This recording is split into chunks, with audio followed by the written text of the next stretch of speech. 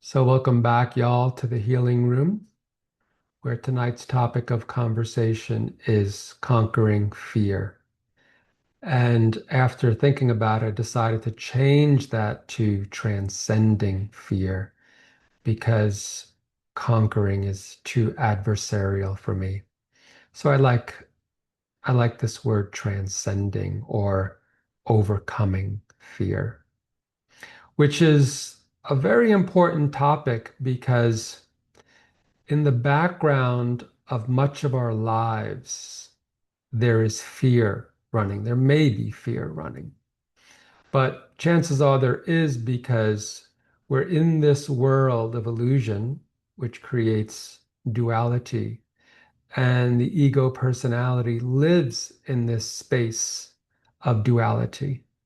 And from duality comes me versus the external, me versus the world, me versus the other.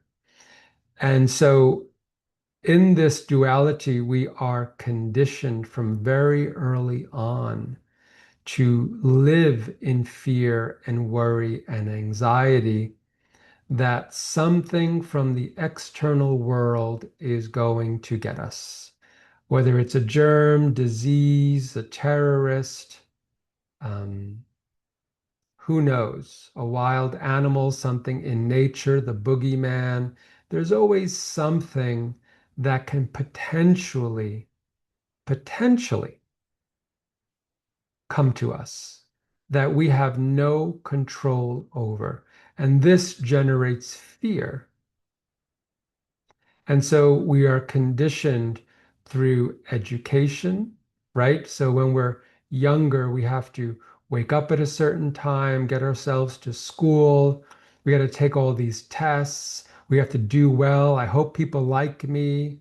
I hope I pass this test and I don't fail. So from very early on, there is this conditioning in the educational system about achieving and success. And whenever there is something like success, there's always its opposite. So in duality, wherever there is a positive, we create its negative, or wherever we perceive a negative, we naturally create its positive. So we're constantly moving between these two extremes.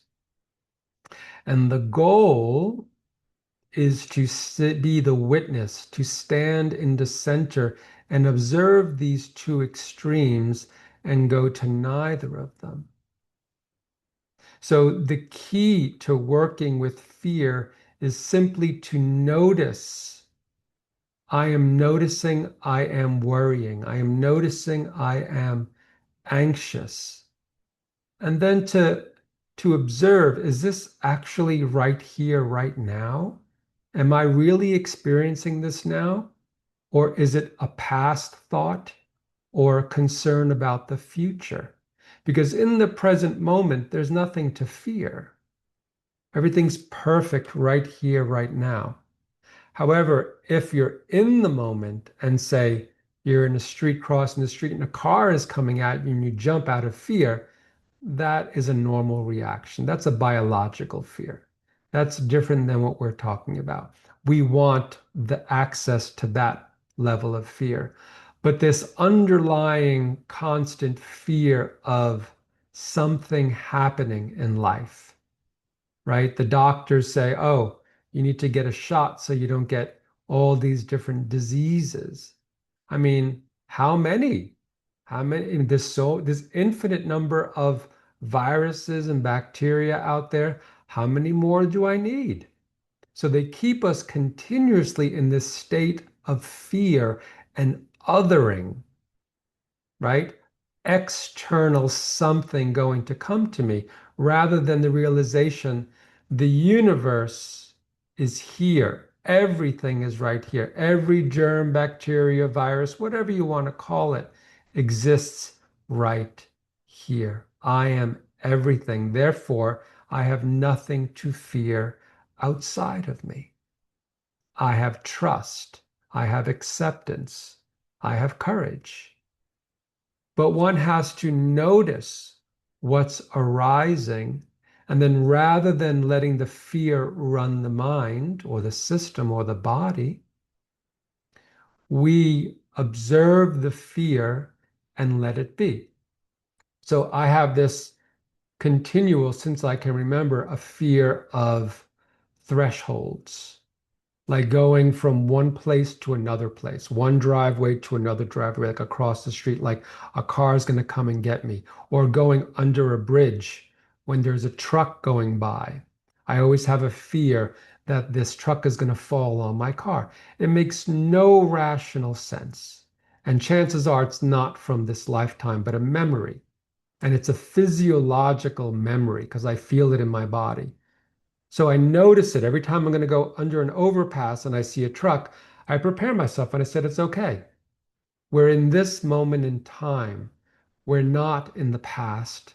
And this is not going to happen to us in this lifetime.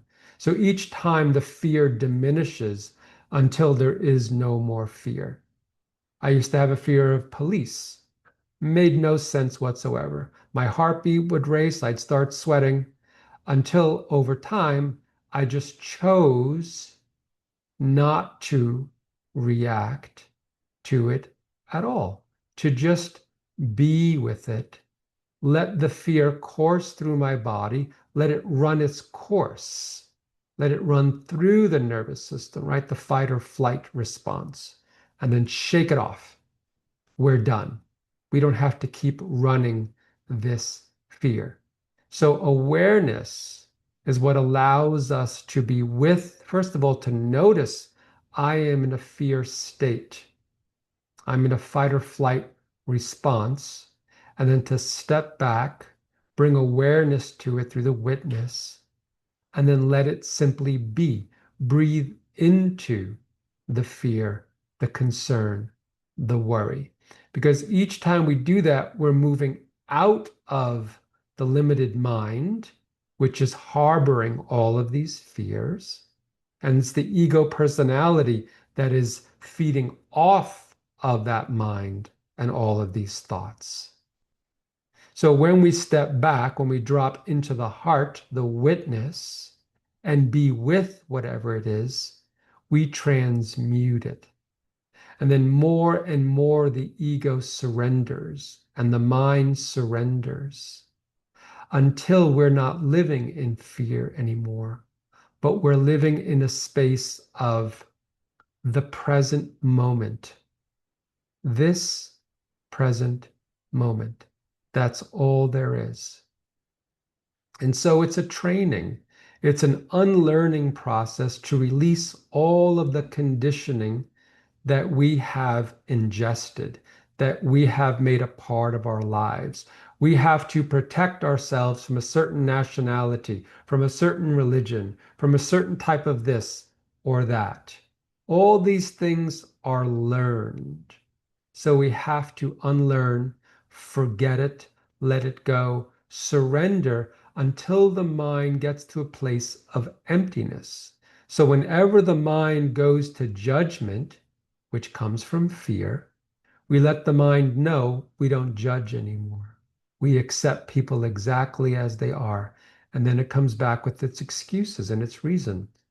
And you still say, we accept people exactly as they are. So we are overriding all the aspects of fear, which are shame, guilt, blame, judgment, resentment, anger, selfishness, and on it goes.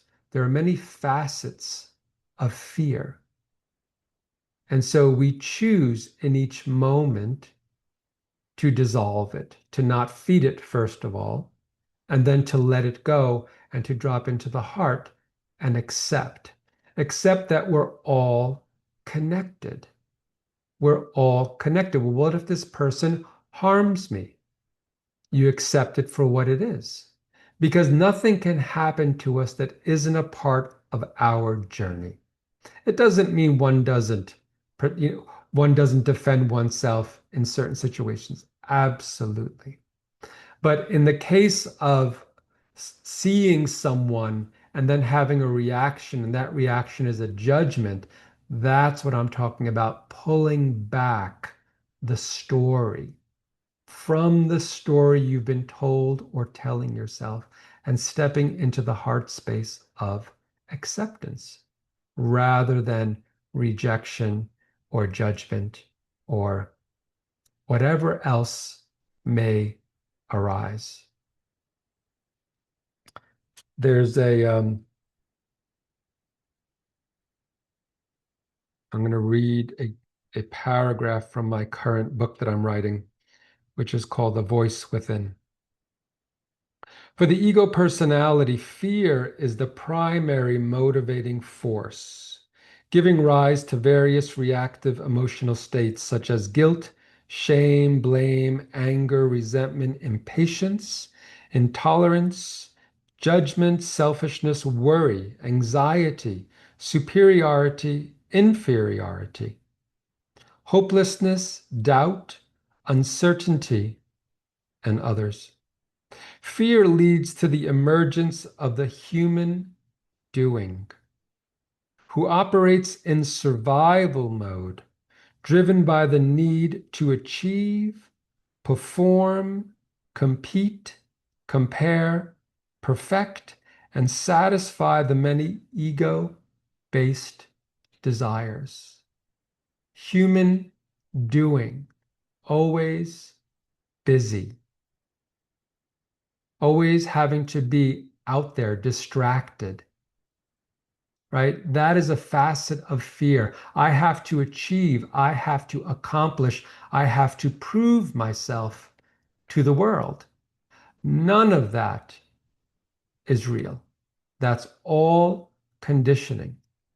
We get to be ourselves in this moment, and we are enough just by being here now. We don't have to be anything other than this. And then the mind will say, but then we look like a failure if we don't do this or if we don't do that. To who? That's creating the otherness out there. That's creating the split in consciousness. But the reality is we come from a unified field of oneness, unity consciousness. So we're in this world to transcend this world.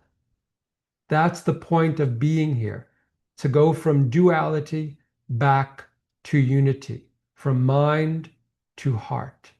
That's the spiritual journey.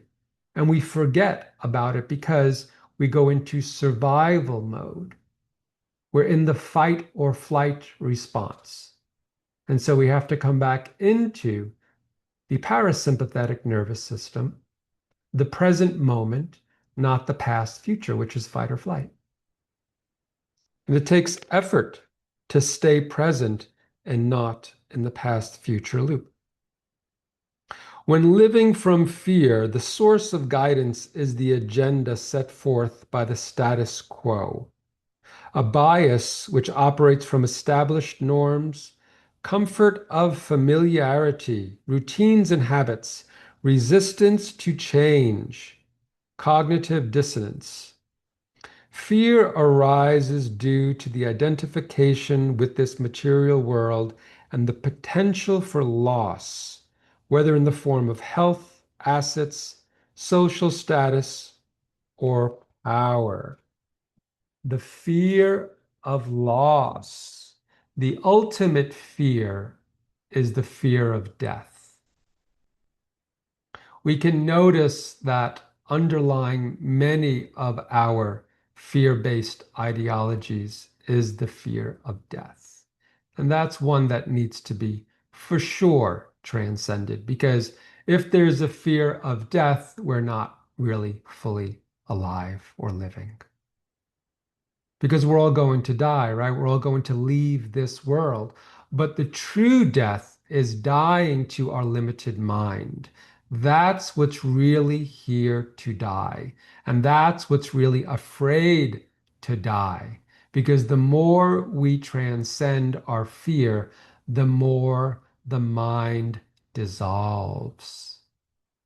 The mind is let go of. And then the ego personality becomes a real ego, holding, containing, connecting to the soul. So it's this dissolution of the mind that is so based in fear, in what's going to happen, in othering, right? It's all based in the mind. So if you drop into the heart, the mind doesn't know what to do with that. So it's like if you can imagine the heart holding the mind, like a mother holding a child saying, it's all going to be okay. No matter what it is, it's all going to be okay because it is what it is anyway. So why worry? Why be anxious? Why be fearful? We're going to deal with it as we go to deal with it. It's just the way it is. So I'd love to bring in an allegory, which is the story of Adam and Eve, because it really pertains to this subject matter.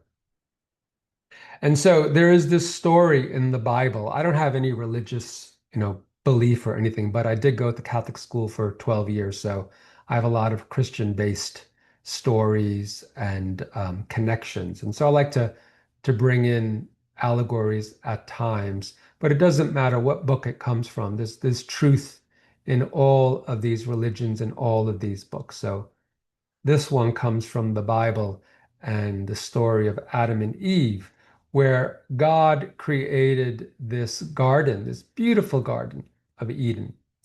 And he created man and then created woman to be his companion and said, y'all can eat from any tree, the fruit of any tree in this garden, whatever you want, except for the tree of knowledge of good and evil. Because if you eat from that tree, you are going to die. And so they're like, okay. And so they're living in this Eden, this paradise for this period of time until one day this serpent shows up and says to Eve, why don't you eat from this tree, right? Temptation. Why don't you eat from this one? God said not to eat from this tree because we can die if we do.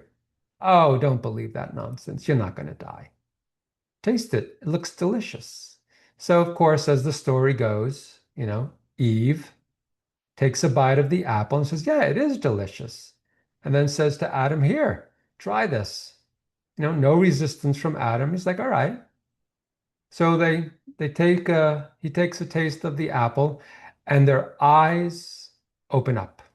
They now see good and evil. And so one day God comes to the garden and says, where are you? And they say, we ate of the tree of good and evil, and we are frightened because we are naked. Actually, they didn't say they ate. They said, we're frightened, we're hiding because we're naked. And God said, who told you you were naked? We ate the fruit of the tree of good and evil. I told you not to eat it. So what happened? So here are these characters in a paradise, not probably conscious that they're in paradise, it's just life. So they're unconscious. And so, as the story goes, they choose to eat the apple, which is going to open their eyes to the illusion, duality, good and evil. So God says, since you disobeyed me, you are now cast out of the garden, and now you'll have to toil and suffer. And to make sure you can't get back in, I'm going to protect the entrance, have cherubim with fire protecting the entrance.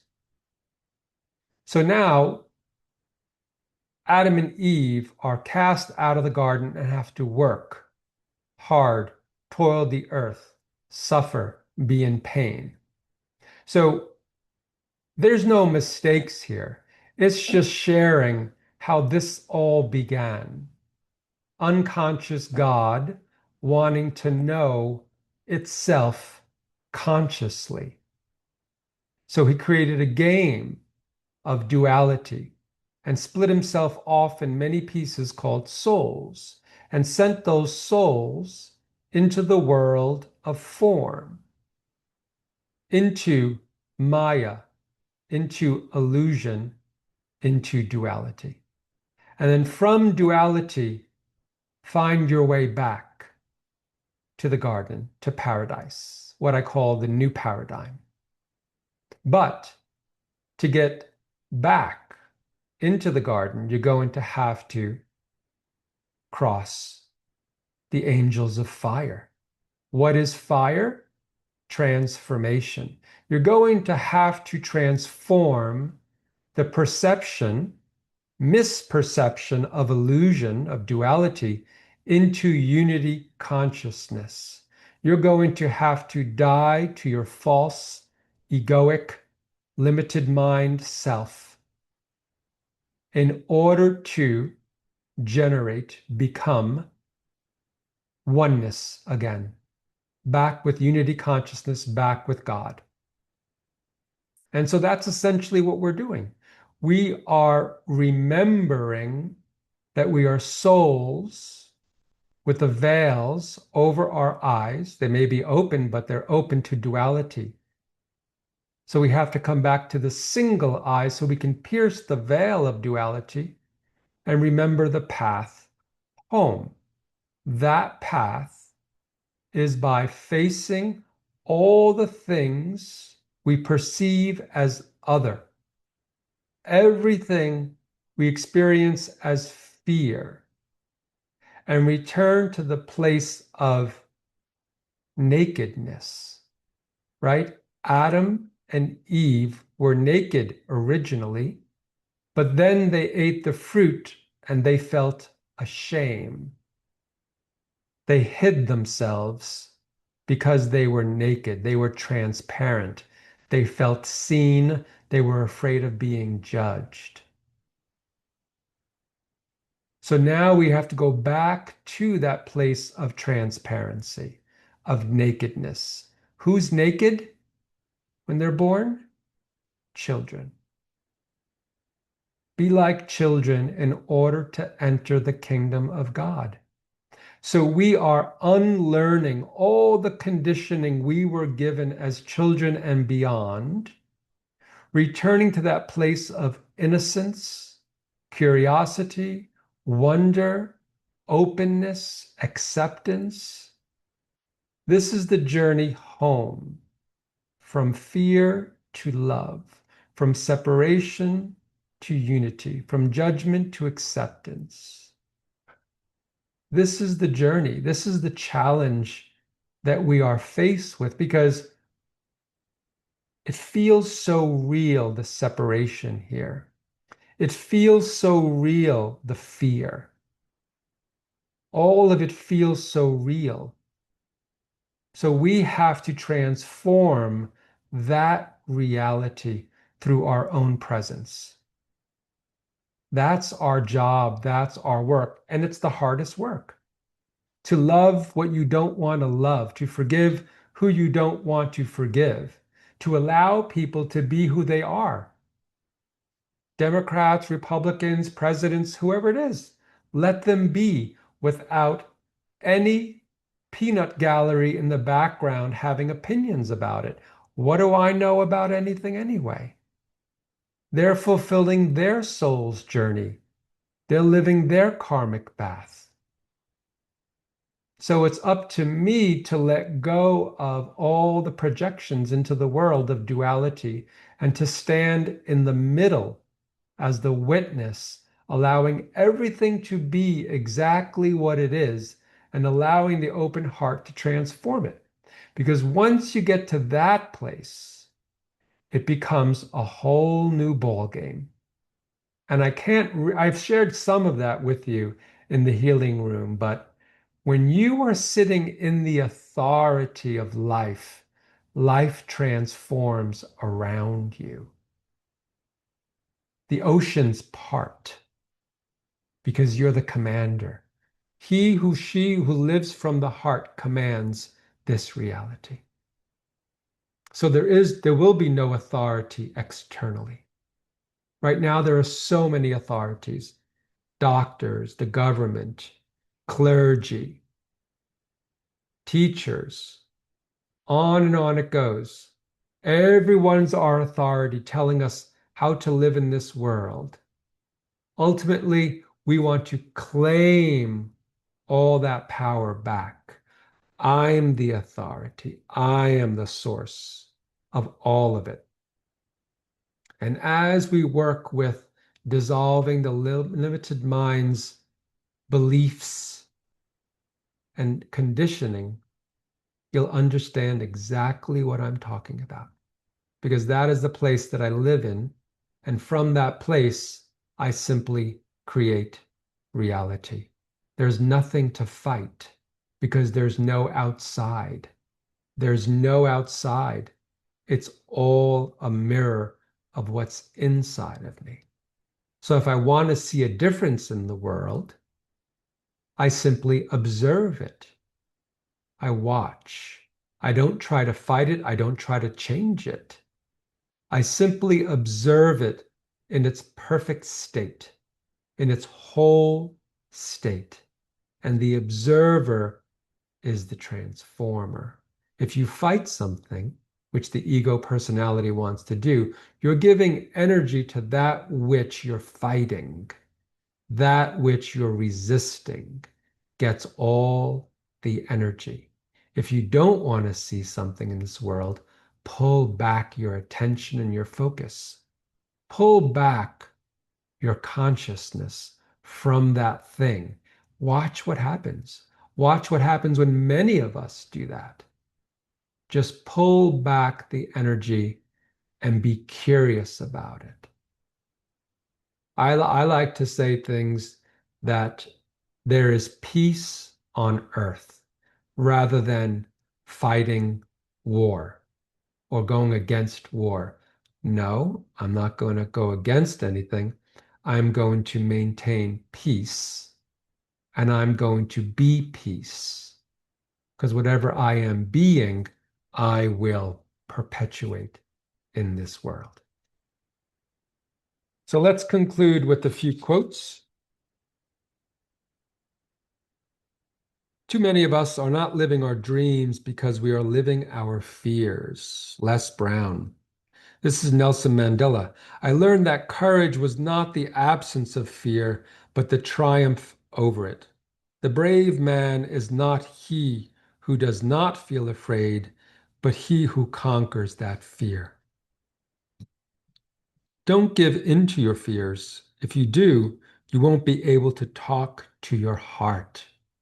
I love that. That's Paulo Coelho. Most people do not really want freedom because freedom involves responsibility, and most people are frightened of responsibility.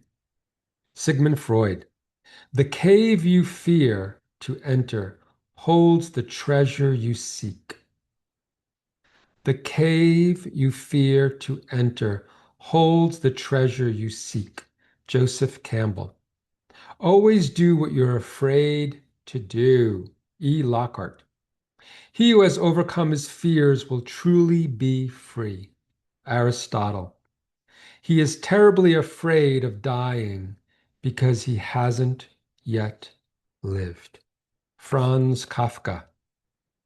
Courage is feeling fear, not getting rid of it, and taking action in the face of fear. Roy T. Bennett. These are a few quotes from Rumi. Why do you stay in prison when the door is so wide open? Forget safety. Live where you fear to live. Start a huge, foolish project like Noah. It makes absolutely no difference what people think of you. I died as a mineral and became a plant.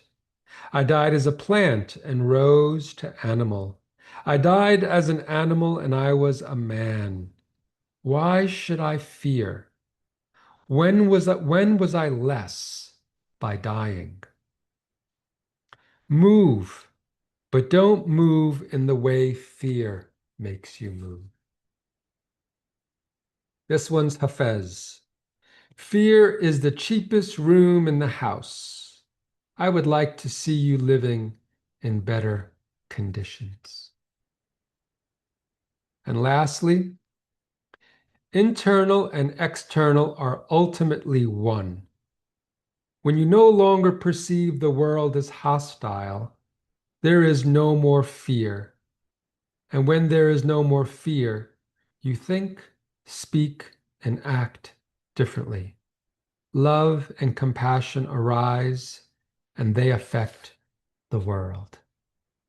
Eckhart Tolle. So let us open the space. I'll remove the pin.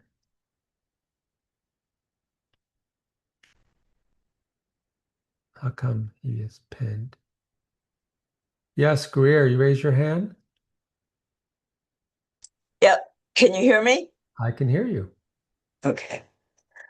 Okay. So I really had to smile when I saw what you were speaking about because I totally experienced it last week.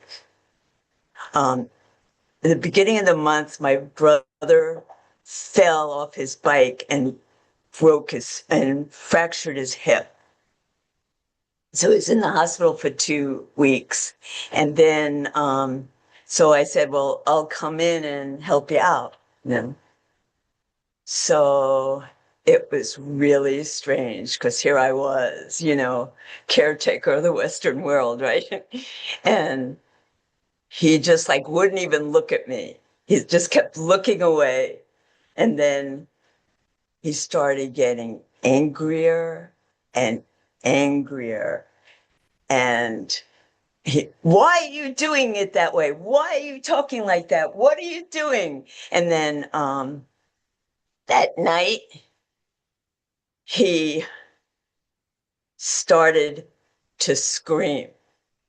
He was saying to me, go home, go home. And I was totally, totally freaked out. Totally. Because every way I talked annoyed him.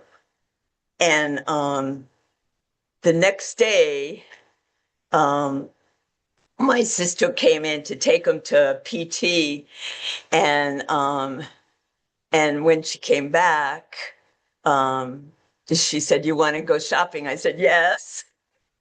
And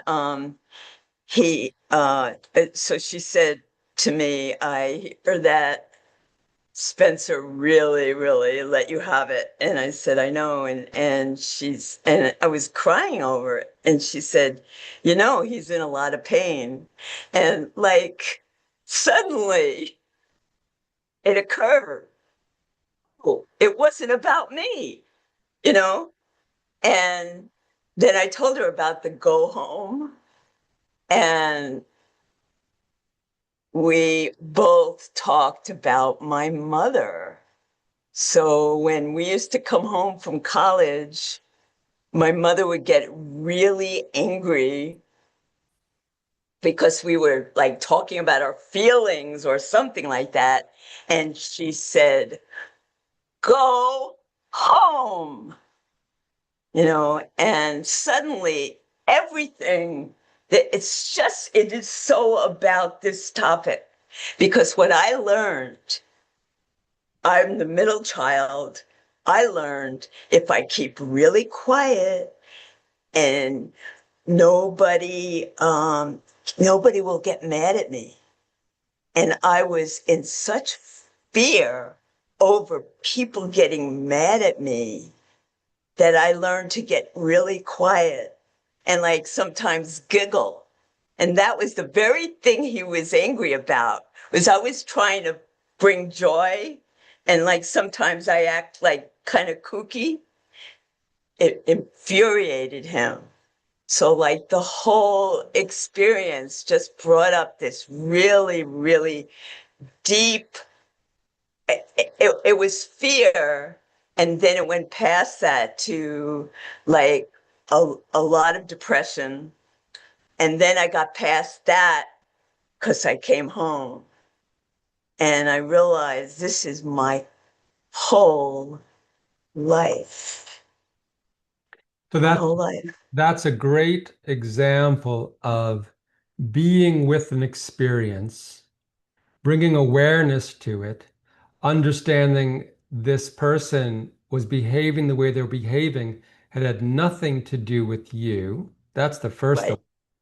And then once you realize, oh, I am in this place of not wanting to be a nuisance to anyone. I live Right. in this place. And because I live in this place, there's a domino effect of behaviors and coping strategies that I employ in the world, like being funny, being cute, being, small, Yep. right? Yep. A whole Yeah. domino effect of coping strategies so that Yeah. when you drop into the fear through the realization, you go deeper, and then it's like there's the depression, there's the sadness, there's the grief, there's the loss.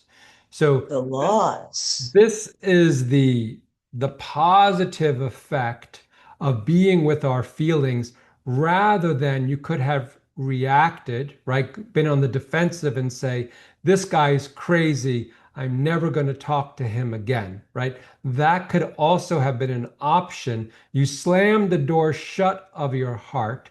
You missed the opportunity to receive the gift of the experience of this person yelling at you and triggering your own fear. So he was in his pain state because of his fall, and that's Right. why he was yelling. So if you were in the present moment, you'd have been like, oh, okay, so sorry, I'm going to leave. And then you would have left and not given a second thought about it. But Right. because of what was present inside of you, you got triggered and then had Right. to sit with your own old stuff, conditioning, reactivity, blah, blah, Yeah. blah.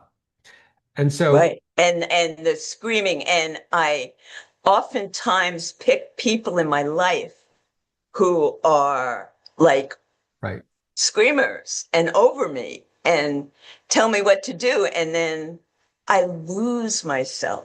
This right, is like a really profound, profound thing. Really profound. right. So whatever keeps coming to us comes to us for a reason. It's our teacher, it's our healer.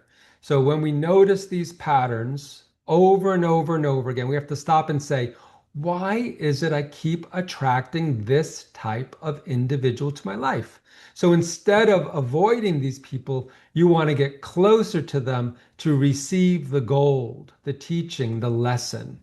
Because if not, you will just hire another actor in your movie to play the same role, reading a Right. similar script. It may not be exact, but it'll be a similar script because they're holding something of your healing and transformation. That's Right. never a problem. The people or person who creates the greatest reactivity in us is our closest ally. And part of it, maybe I can learn the lesson. A part of it is to say, no, Yeah. you're not in my life anymore. Well, if you're in That's your a big brother's one. home, if you're in your brother's home and he's in pain and he wants you to go, you're not gonna be like, no. No, not my brother, but Right. some other people. Yeah. Right. So Yeah. depending on the situation, absolutely. Right. But you can also see what transforms the pattern externally and internally is rather than reacting and saying no, yes, sometimes it's appropriate, but also you can say from the heart, I'm not really interested in connecting in this way anymore. I love you, but this doesn't work for me. It's not easy. I haven't mastered that one at this point, but that is the high road. That is the transparency. That is being naked. That is putting Yeah. your heart on your sleeve. Forgive them, Father, for they know not what they do. Like that's Right. the high road. Yeah. That's a Yeah. pretty high spiritual state to be able to be in a situation where you are feeling a certain feeling towards someone and then choosing love over reactivity, Yeah. defensively, anger. But sometimes going into anger is a step on the path towards that open heart. Yeah, I can't stay in anger. No, That doesn't work. I'm not saying Yeah, that's your path. I'm I can saying, stay in moody. Yeah, right. moody. Well, Yeah, but ultimately, you want to keep sitting with the feelings and then keep dropping and letting them yeah. transform, Right, right, letting right, them right. transform in the cauldron of the heart. Who sits with their feelings these days? It's also not the easiest thing to do because we have so many distractions. Yeah, yeah. But to Well, I truly, had a lot of time because he didn't talk to me, so I did a lot of writing, a good. lot of writing. But the other thing was that the next day was Father's Day. So we were all going to, so my nephew picked us up and we walk into this house with my nieces, um, my niece and her kids and my other nieces and everyone. We walk in and all the kids and all the people were sitting outside working on their machine, on their phones. No one talked. No one said hello. And I felt like, oh, something must have happened like 20 minutes before we got there. But everyone was like silent. And then I also realized that maybe these people are not my tribe, you know? And that's okay because immediately I thought, oh my God, nobody even likes me. No one even wants to talk to me. It was quite a lesson, quite a lesson. Yeah, it's Yeah, good to connect with your tribe. yeah, yeah, Thanks, Greer, yeah. for sharing. Thank you. Well done.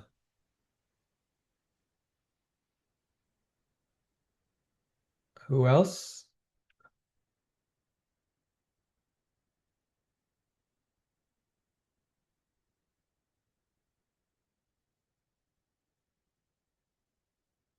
Topic of fear and transcending fear. I'm sure there's others that have things to share because this is a massive topic. I actually have a Massive. question for you, Joseph. Yes, Teresa.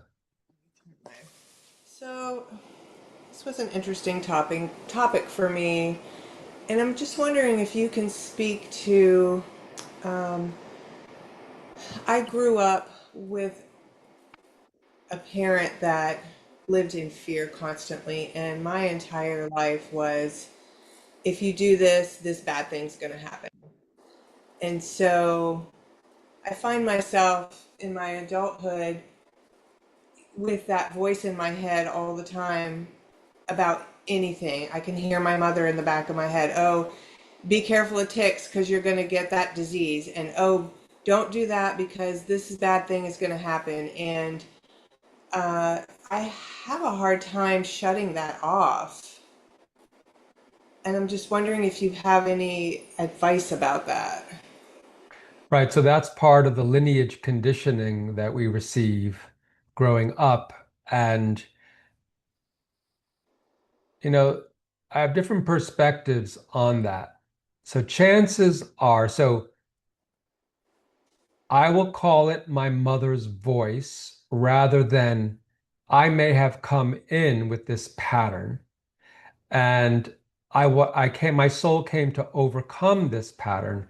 And so I chose a parent that really has it in an exaggerated form. So this kind of, to me, helps the mind let go of this idea that it's a victim of some possession that was given to it by a parent. So this way, the responsibility is mine because I'm not a victim. So, okay, my soul had a samskara, an impression of you have to be afraid of all the many things of the world. So I am going to, in this lifetime, I'm going to overcome this by, and you can use your mother as the symbol but not as the cause. The cause, in order to heal, we have to be cause. because that's where all the power is. I am cause of my inner experience. So I am aware that I have various fears of external things. So we can put mother on the side and just say I. I have had in the past these various fears of X, Y, and Z. And so now you're in the driver's seat because it wasn't given to you. I choose this. I choose this. So if I choose is the present moment, then I can change. If I'm authority, I can change it. I'm not a victim. Mother didn't give this to me. My soul wanted to work on this. That's why I chose this woman to come in with. So, how would I like to overcome these fears? So that's why I like energy medicine like flower essences and homeopathy, which really help to shift it. But if that's not what you're into or what you're working with, then you can notice the fear, right? A tick is going to get me. Okay, so if a tick gets me, then what? Well, then I may get limes. Okay, if I get limes, then what? Well, then I may get sick. Well, if I get sick, then what? Well, then I'm going to die. Well, we are going to die. So then what? So you kind of take it through its fear, and it always goes to death. So then what? So yeah, we're going to die. Okay, so if a tick comes, so be it. We'll deal with the tick if it ever comes. So there's a future worry. Oh, the tick may come, but is there a tick in this present moment? So here we are. So that's the observer talking to the mind. Is there a tick in this present moment? No. Okay, so why worry about the future? Well, because it may come, but it also may never come. So you're having this conversation with this part of you that lives in this fracture, in this fragment. And then it does it with hundreds of things. What if the economy falls? What if another terrorist comes? What if another pandemic comes? Well, is there one now? No, but it could be, right? That's the marketing in the world, by the way. We are continuously marketed through fear. Oh, there's going to definitely be another pandemic. Oh, there's definitely going to be an economic meltdown. Oh, the sun is too strong. We have to stop this. The climate change. It is constant. So you bring awareness to it and you're like, this present moment, everything feels pretty good to me. I'm good in this moment. So when these thoughts invade our presence, the presence expands and says, life is good right now. Life is good right now. So now when you think about a fear, what comes up, Teresa? When I think about a fear, Yeah, think about a fear that tends to come over you. um, I one of my biggest fears is I'm very claustrophobic of not being able to get out of something, out of a room, out of a anything close to me. I start to panic, like something bad's going to happen to me. So you're in that state now? No, not right now. I'm comfortable now. Okay. So when you get into that place, you surrender. The way to overcome an experience is to relax into the experience. So I've had a fear of speaking in public, believe it or not, years ago. I thought I would just die. So what did I have to do? I had to create opportunities to speak in public. And then each time I would be so stressed out, but I would allow myself the feeling even as I was talking, and then slowly but surely relaxing into the moment, no matter what transpired, good, bad, right, wrong, because everything is an opportunity to transcend the fear. Everything is an opportunity to transcend the original experience. So instead of contracting when you're in an enclosed space next time, you relax and expand, open, be vulnerable, right? Be naked. Be transparent. I'm feeling fear right now. So I like to do the conversation with the parts of me. Okay, what do you need that you're feeling fear and claustrophobic? I need to be held. Okay, I'll hold you. And then hold that part. It's a fragment. See, the ego personality identifies with the experience and fortifies it. But if the witness steps in and says, it's okay, nothing's going to happen to us right now, like a kind, compassionate parent, that is another technique to dissolve the fear, transcend, overcome the fear. But it's not avoiding it, it's integrating it. When you relax into a contraction, you're integrating the source of the contraction. There's no way out of fear but going through it. There's no way out of Maya except through the fire of initiation and death to the false self. So we have to face all of our fears. There's no way else to go home except to face all of our fears. The fears are actually informing us of our soul's work. None of it is a problem. It's like, okay, how do I get over my fear of speaking in public? Create a gig to speak in public. Well, I'm afraid. Great, we're going to do it anyway because that's our destiny. Behind the fear is our destiny. So we don't want to run away from fear. We actually want to embrace it, step into it. I mean, step by step. If I'm afraid of swimming or afraid of the water, I'm not going to just dive into an 8-foot pool. I'm going to wade in the water until I feel a little more comfortable. So there's many ways that we can overcome and transcend fear without creating, you know, cementing more fear in our consciousness. But that's why I love homeopathy and flower essences because it is informing my consciousness of a direction to move into that is less fear oriented. So it's a beautiful, slow creation of a groove of courage, a groove of openness and acceptance. So I have found energy medicine to be the fastest route to transformation at this point. So yeah, whatever tool works, that's the tool to utilize. Thank you. Thank you. Thanks, Teresa. Good stuff. Anyone else?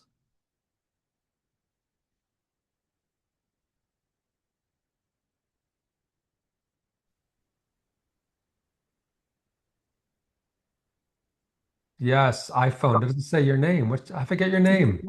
I'm Sorella. Sorelli, yes, of course. Hi. Hi. This has been really helpful because so I feel like that going from just knowing that it's my soul's work might help me to be able to stay where I need to be, like in the I forget what you called it, the um in the hole. To stay And in the cauldron of the heart. well, that's another thing. Okay, so for me, I feel sometimes like when I'm not in fear, it's because I'm kind of like with the collective, Yes. or yeah, and but then it comes back over me like with just a thought. I can literally get spun out and get back in fear mode again. So when I use my heart like that, I feel like that my heart is kind of absorbing the fear a little bit, though. Yes, it's transmuting it. Oh, okay. So Yeah. the heart is infinite. It is a powerhouse. It's like the sun. It transforms everything. Right? That's why you see Jesus, holding his heart in his hand, and there's a flame coming out of it. It's the great transformer. So Oh, you can drop all of your fears into your heart. So the heart will hold the mind and all of its fears. You just have to remember to drop into that space, to surrender, to relax rather than contract. That's the key with dealing with fears, not to stay in a reactive state, not to go unconscious, because the fear is unconscious. It's trying to make itself known that it may be transformed. So people think, oh, I have to avoid fear at all costs. No, you want to look for the fear. You want to be with the fear. You want to transform the fear because there's so much information in the fear. So in the past, I always just used surrender to to do to do that, and so I never used my heart for it But before. that So is the heart, right? that feels different. It feels different. hmm Yeah, using surrender and um, allowing just to release it and surrender feels different than using my heart to So it's transmute it. so it's like, is it I accept it? Does surrender mean I accept this feeling? I accept this experience? Um, yes, like giving it to God, allowing, knowing that Yes. it's my, Yeah. yeah, just I guess that's what I mean. Surrender is just kind of like putting it, well, I mean, I'm not really, yeah, like putting it at the base of the cross almost, just like Yes. sacrificing that. Yes. Yeah. So whatever method works, right? Okay. Whatever method works that is not suppressing fear or distracting oneself from dealing with and experiencing it, whatever works that transcends it, integrates it, accepts it, loves it, transmutes it, whatever word you want to use, hmm because all these things are energy. Thoughts are energy. Energy needs to find a balance. It needs to find a place. So that fear, like when Greer dropped into the fear, it went to grief, sadness, depression, right? That is a transmutation of the experience. And then you stay with the grief then at that point, and then let that transmute. And then whatever else comes, you keep dropping and dropping into the feeling because the gift of being human, one of the gifts, is that we have emotions. And here we are taking all these anti drugs to stop us from feeling anti anxiety, anti depression. No, you want to go into all of that because there's the gold. The gold is in dropping into the feeling until the feeling transforms, the contraction, whatever the experience is. The gold in human form is that we have feelings, and these feelings give us information, and then we get to utilize, transform those feelings, which helps us to rise in consciousness, to expand in consciousness. So the feelings are a really important tool, not something to override and shut down. If I take an anti-drug where I don't feel depression or anxiety anymore, then I'm living up here. This is the status quo, superficial, not living, existing, surviving. Living is feeling those deep feelings that you don't want to feel because it's going to give you back your freedom to be present. Because when we're avoiding all that, it still exists underneath in the subconscious. It's still running the whole show. It is. Just because you numb yourself, right, doesn't mean you're not experiencing it. It means you're not living life. You are numb. You are dissociated. When you drop into those feelings, you feel the most alive. It's amazing. Pain, suffering, anger, jealousy, guilt, shame, blame. It doesn't matter what it is, but to feel is the greatest gift of being human. To avoid feeling is missing the boat of a lifetime completely. But Joseph, sometimes, I mean, it gives me physical symptoms, like all this feeling stuff. What about it? What It about physical it symptoms? gets well, it like manifests as sometimes pain in my body. Okay, sometimes if okay, when before I was using my heart to transmute it, I'd feel it in my throat or in my hips. So I'm There's gonna energy, try using my heart. there's energy there that is relating to the fear or whatever the emotion is, right? So Right. physical body pain is not a problem.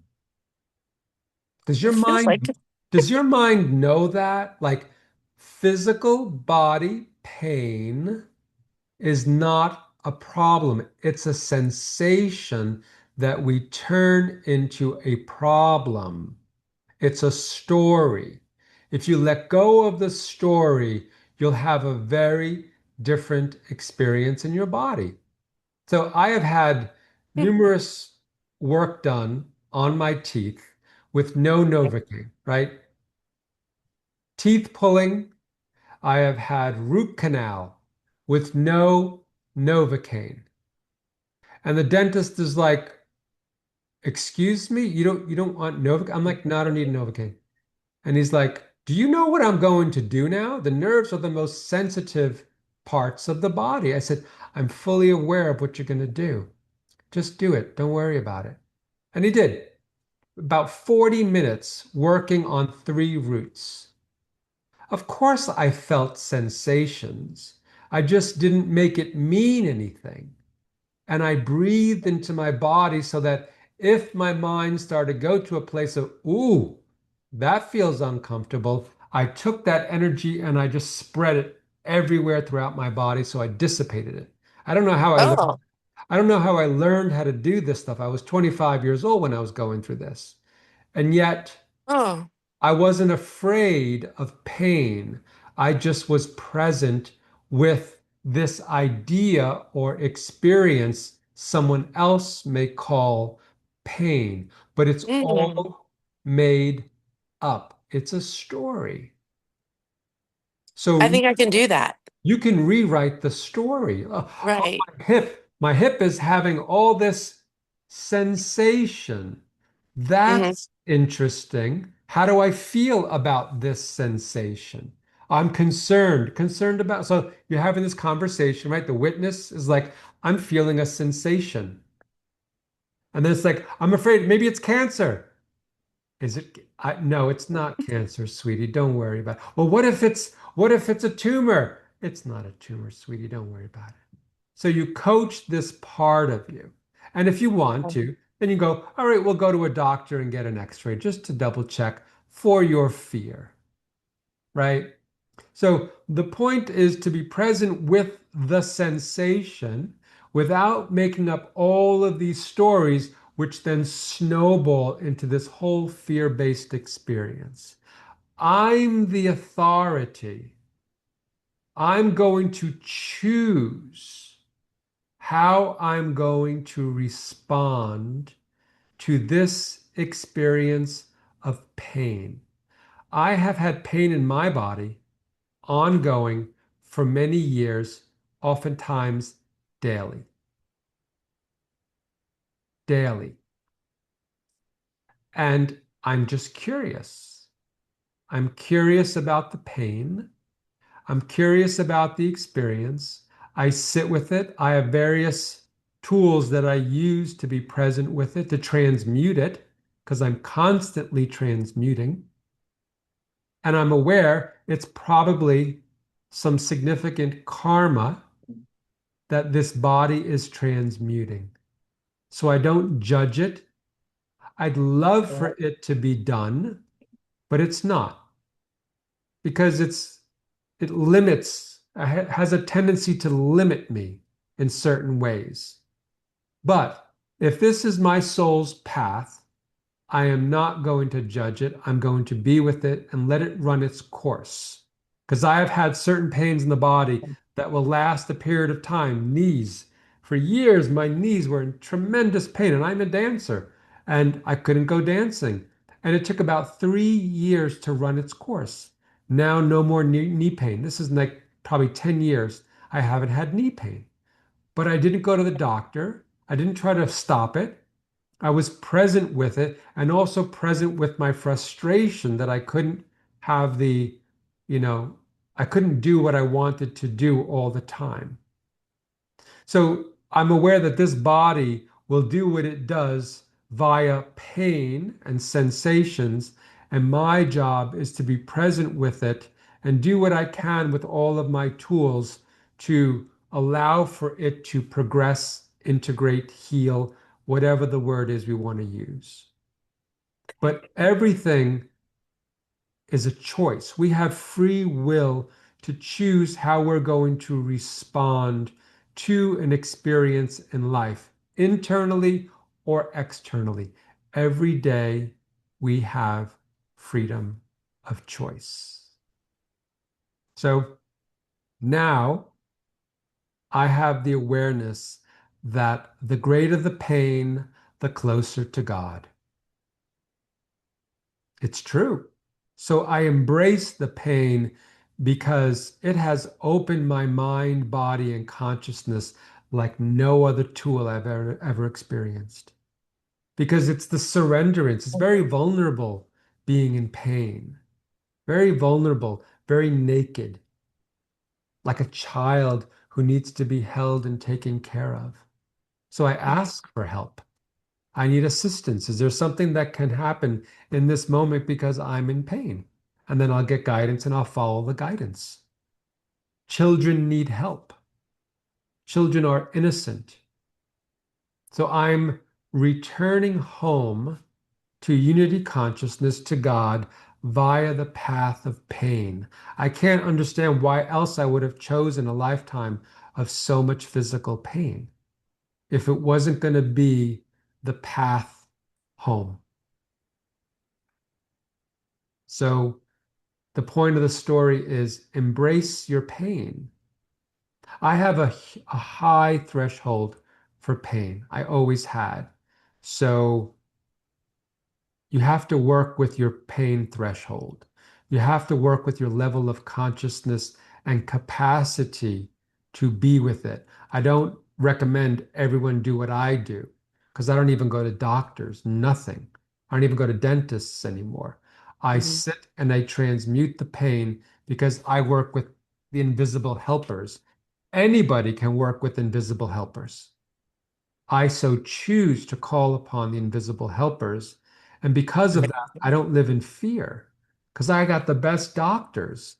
I have lots of dental work in my mouth, and I say, angels, you got to take care of this stuff because I don't go to the dentist anymore. And if anything pops out or something, I ain't got nowhere to go. So, angels, you take care of these teeth. And years now, it's 5 years, I think I haven't seen a dentist. Before that, it was 5 years because a filling popped out.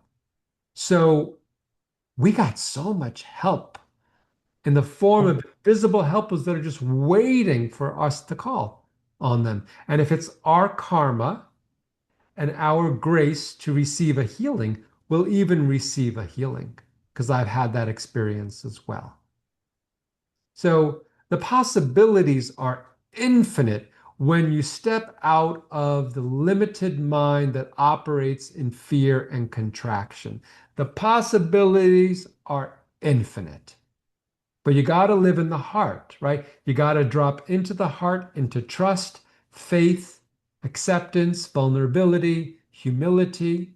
These are the qualities to cultivate because it's the new paradigm. It's unity consciousness. You step out of the fear based Maya illusion and into miracle consciousness where things happen that's like, what? How did that? I just said these words and that just happened? That doesn't make any sense. And that's the limited mind that lives in duality saying those things. But then there's the other part of you that knows all of that because it lives that all the time, 24/7. So, because we're in duality, we can flip between these two parts of ourselves. But because we cultivate the soul and the heart more strongly, all that other stuff is getting weaker and weaker and weaker until it's just miracle paradigm. You say Yeah. apple and apple happens. What's that? It's beautiful. It is beautiful. It's the life that Yeah. I live most of the time. It's amazing. It's amazing. I think things and things unfold, or people bring it to my place, or it's just like, wow, this idea of toiling and suffering and achieving and doing, it's all made up. It's all a construct. Because in the new paradigm, it's a whole different reality. It doesn't mean we don't do, but the doing, the activity stems from being. So I have gardens that I tend to, and I love going to my gardens. I wake up in the morning and I'm like, so what shall we do today? What do you feel today? It's like, oh, let's do some yoga first. Great. And then what? Oh, let's have some fruit. Great. Everything is from presence and being. It's not achievement. There's no external thing overcoming me, pushing me to be a human doing. I'm a human being present, and the presence informs me in each moment what I would like to do. And that's what I do. And then when I do that, like when I have a downstairs that tends to get accumulated with stuff, and I'll walk through it and be like, that has to get done. And I'm like, yeah, it'll get done in the right day and the right time. And then when I'm in that space, I get hours of work done in 15, 20 minutes. Everything happens at a speed that transcends time. And it's like, wow, that was amazing because my heart was in it. So I have to surrender the pushing to get things done and step into the allowing of what does the heart want to do right now? What calls to me from this place of love? And then it's easy peasy. And if it's nothing, I lay down and I do nothing. And I look at the mountains and I'm like, this is exactly what I needed. This is what presence was calling me to do. And then after a while, then it's like something arises inside. There's a motivation, there's an inspiration. And that is the motivating factor, an internal authority, never the external authority. This is important. This is where we're moving. No one is the authority outside of me. The authority is within. And when the authority is within, then you have the power of the spoken word. Then consciousness moves you, and you can move mountains. You can transform consciousness on the planet, not by doing anything, by being yourself and holding that level of consciousness. It becomes like a radar, a transmitter of this higher frequency. And then everyone around starts to get the benefits of your presence. Beautiful, eh? Yes, it is.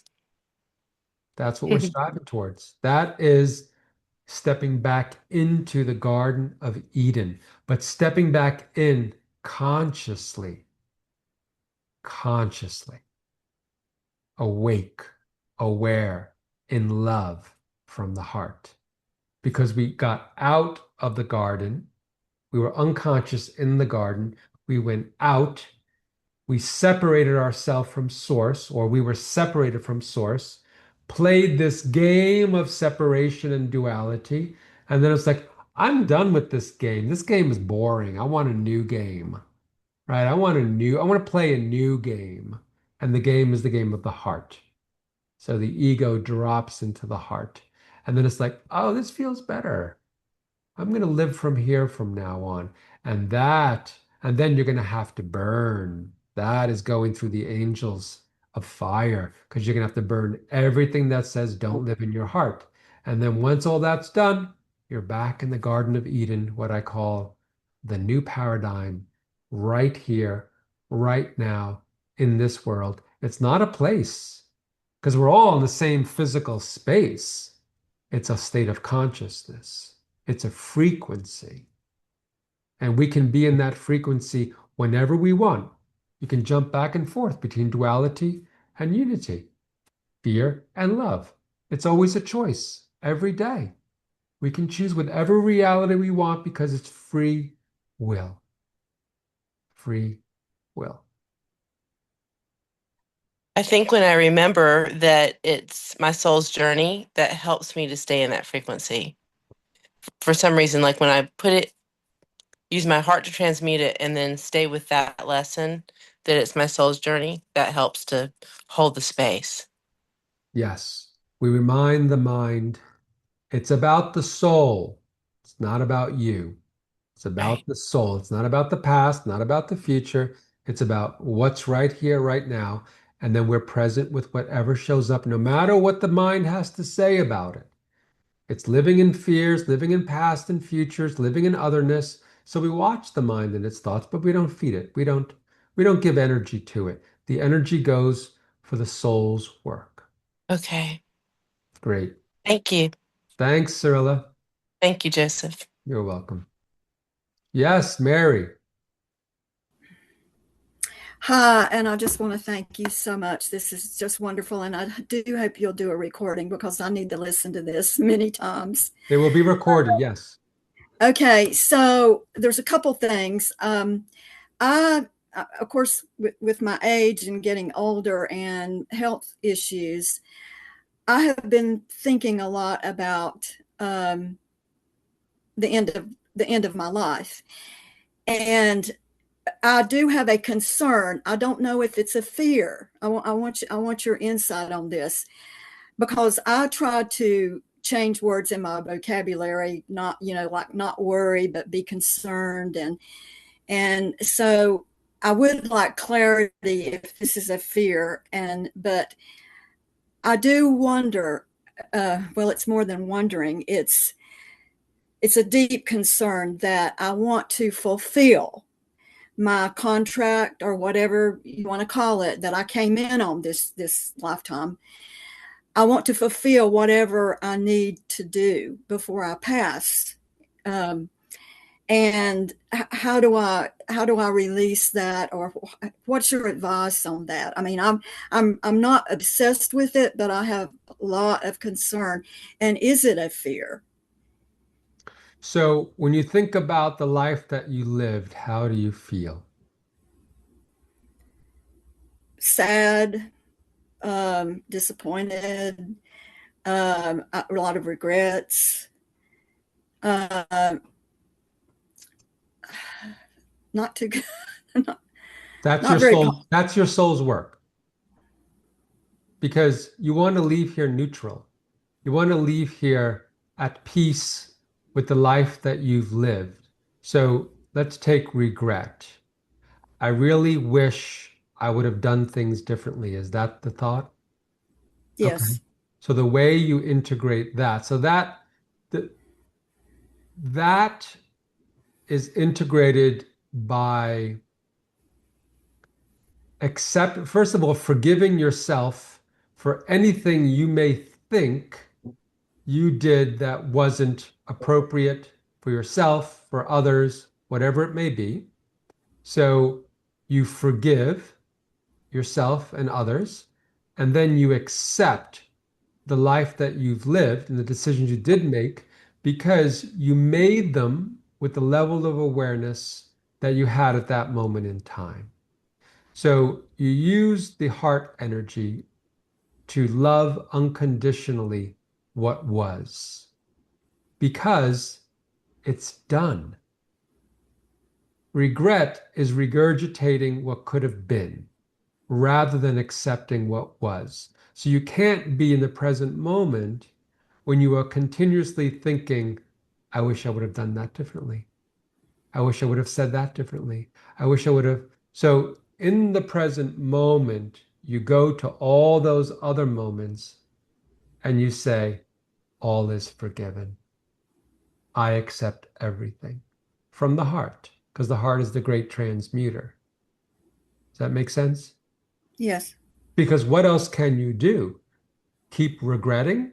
So that regret maintains an energy to all the things you're regretting. Then you leave this world, that mental aspect continues. And now that mental aspect has to come back again, take a body, and do it again. You want to neutralize all of those thoughts so that this mental body leaves clean, clear, neutral, loving, accepting, forgiving. So, whatever it is that is spinning around in the mind, you've got to go in there as the witness in the present moment and say, I am done thinking about 30, 40, 50 years ago. I made it to this moment in time and I choose this moment in time.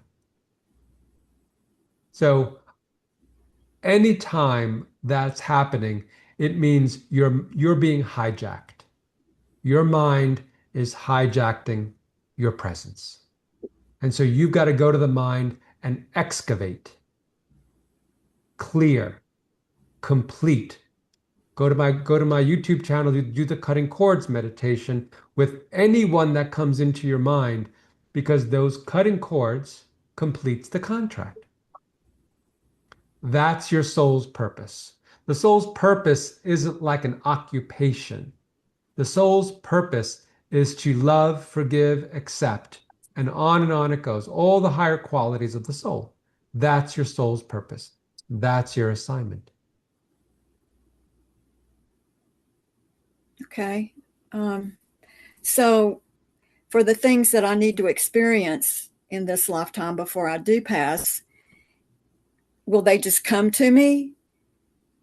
Will Well, what I have to experience you, just come to me and I'll know what to do, or I well, mean, are you present in the moment? yes.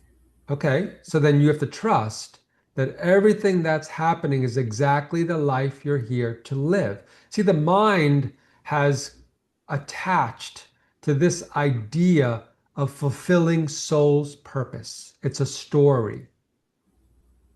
It's a story. If you're living in the present moment with your heart open, you're fulfilling your soul's purpose. So That's it's like you're looking for, am I living, am I doing it? Am I doing it today? Am I living my soul's purpose? It's like, no, not if you're asking, you're not present. How I- how can you be living your soul's purpose wondering if you're living your soul's purpose? Do you see the hijacking of the mind? yes. So living your soul's purpose is I'm looking at the mountains. I'm totally present with the mountains. I'm totally present with my cat. I'm totally present with this group of people. I'm here now. I am fulfilling my soul's purpose in each moment. I have a regret.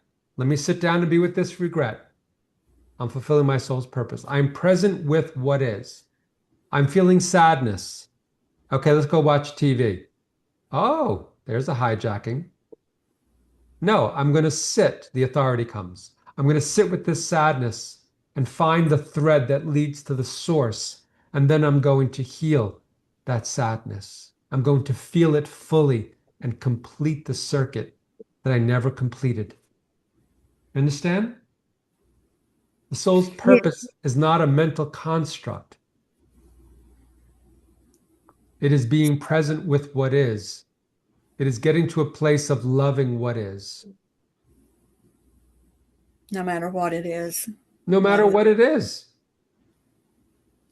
I've ended relationships in the past and I had to go back and I had to clear every single one of them because of the way I may have behaved.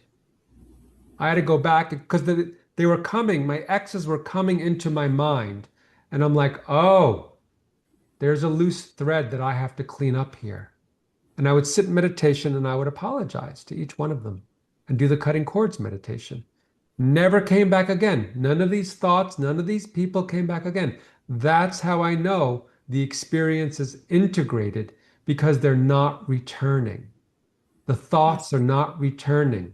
I have burned them in the fires of transformation. So that's the whole point is anytime something arises, rather than avoiding and distracting, sit, ground, tune in, follow the thread, complete the integration. Do you know when that's completed? Do you feel it? I Yeah, mean, does it I take a certain feel amount of time? there's a feeling of liberation. To me, it's instantaneous. Oh, okay.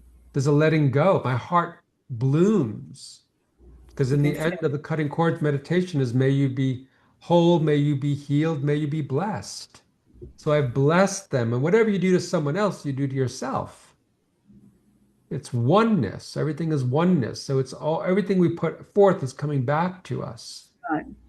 So taking full responsibility for my behavior is integrating my past. I am cause. I am cause. I apologize. I forgive you. I forgive myself. Okay, that's great. Thank you. I wanted to ask you one other thing. I was having constant panic attacks, and so when you talked about the dentist, like every time I have to go to the dentist, I'm having panic attacks and I have to take homeopathic remedies and all kinds of things to settle down and calm down. So when you say surrender and be with it, what do you suggest? I mean, is that where when I'm having a panic attack, do I just give in to it and surrender to it? Yeah. Yeah. It's a feeling, it's a sensation, it's an experience. Oftentimes it's a memory. So when you're in the dentist office in the chair, something is being triggered that you get to integrate by being totally present with the anxiety, with the fear, with the panic, because it's just a memory. So are you going to allow the memory to control you for the rest of your life? Or are you going to choose to be with the experience and integrate it once and for all? You can take rescue remedy, you can take mimulus, you can take aspen, flower essences. So there's many things you can do to prepare you for that so it lessens the load, right? It lessens the load. But just because you don't have that, if we don't integrate the experience of that panic and anxiety, our lives are continuously being run like the battery is being drained of our vital force with that energy that's running in the background 24/7. So this is why we want to do this work because all of these unintegrated experiences, emotions, and feelings and memories are pulling on our life force and creating dis-ease. So, yeah, the answer is go to the dentist, take some flower essences, take some, aconite, maybe, whatever homeopathics work for you, and then drop into the experience, feel deeply, breathe deeply, let the whole experience of anxiety run through your whole body. This way you're spreading it out so it's not contracted in one spot. And then see Yeah, what happens. yeah, because I feel when I have those panic attacks, I feel like I'm going to stop breathing and I'm going to die in that moment. You may stop breathing and you may die. Let your being know that we may die. Because if we are run by fear, are we actually alive? If that energy is running us 24/7, the fear of dying, are we alive? But when you drop into that fear of dying, and then you die alive, meaning you don't die, then you've taken a part of yourself back. a part back, a fragment that was living in some other time space reality. So that's what happens each time we integrate our fear. But you have to do what works for you. Me, I drop into all of it. That's my training. God knows where I got this training from, but my training is be with it. So I've told this story of, I had this thing growing in the side of my abdomen when I woke up one morning, 3 times the size of my liver, just huge. And I just laid there and I watched it and excruciating pain, excruciating. And I just watched it. And I was like, well, this is curious. What do we do? And I was like, what shall we do about this? Because I'm always communicating with the invisible ones. What shall we do about this? I'm never alone. I don't live in the mindset that I'm alone. I have so much support, invisible support. We all do. So I said, what shall we do about this? And I waited, and about 5 minutes later, I heard take these 2 flower essences. And you know, I crawled out of the bed, got these flowers, and put them under my tongue, and it just started, decreasing. And I'm like, wow, that's amazing. And then I took a few more drops later on and eventually fell asleep, woke up as if nothing had transpired. So that's extraordinary. That's an extraordinary experience because I didn't go into fear. I didn't go into worry. I didn't call 911. I'm not saying you shouldn't call 911. I'm just saying I dropped into the experience and it completely transformed because I wasn't contracted. My mind was open and receptive to intuitive guidance. That's the other benefit when you're not in that contraction, is you have this expanded consciousness and information just descends just for the asking. So Yes. we have many opportunities, infinite opportunities of experience. If you're not afraid of death, you will have a whole different life.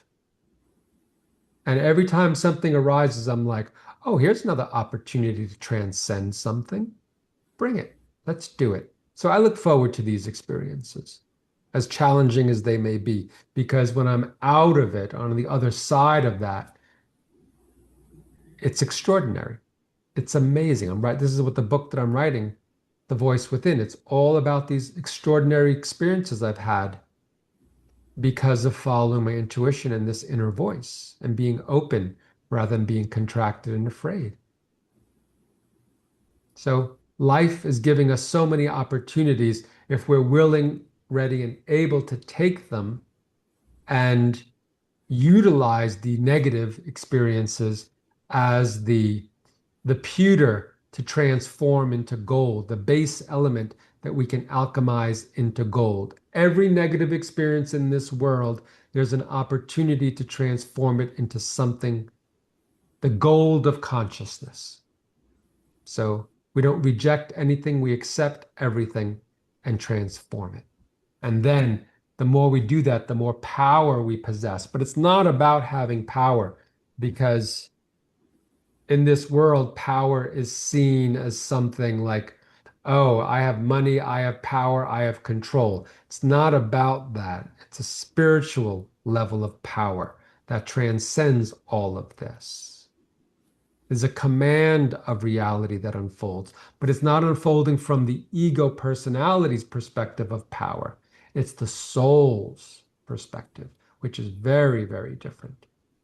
So that's a whole nother topic we can talk about at some point. The power, the real power we possess, the spiritual power.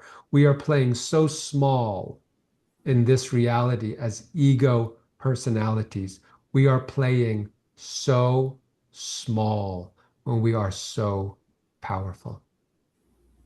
We are souls that are one with God. We have all this power, and instead we live in fear of that power.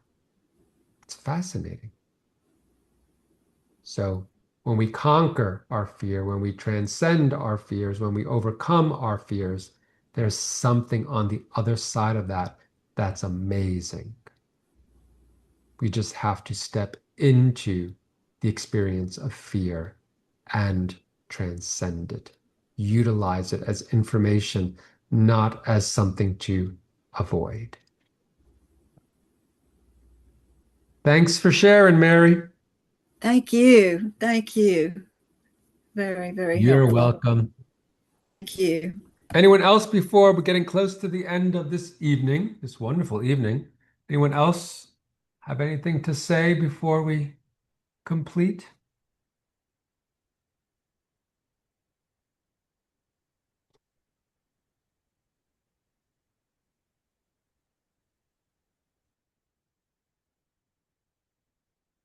All good? We are nearing the 4th of July, which is very symbolic of freedom. And I love that. I love anything that allows us to be free, open, conscious souls, awake and aware in this reality and commanding time and space, creating heaven on earth. And so I say that these days, coming days of freedom, is all about the freedom of the soul to create heaven on earth.